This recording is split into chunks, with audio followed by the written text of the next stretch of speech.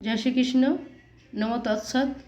শ্রীমদ্ ভগবদ্গীতার প্রথম অধ্যায় বিষাদযোগের সপ্তম আর অষ্টম শ্লোকটি আলোচনা করে শোনাচ্ছি। অস্মাকন্তু বিশিষ্টা যে তান্নিবোধ দ্বিজোত্তম নায়কা মম সৈন্যস্য সংগার্থাং তান বব্বিতে। অর্থাৎ হে দ্বিজোত্তম, আমাদের পক্ষে যে সমস্ত বিশিষ্ট সেনাপতি সামরিক শক্তি পরিচালনা রয়েছেন, আপনার অবগতির জন্য আমি তাদের সম্বন্ধে বলছি।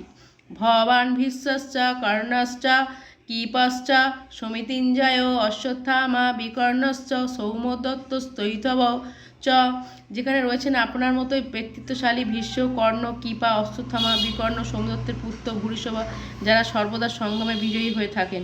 পাণ্ডবের পক্ষের অতি মহারথীদের বর্ণনা করবার পর দুর্যোধন তার সপক্ষে যে সমস্ত বীরের যোগদান করেছেন তাদের বর্ণনা করেছেন।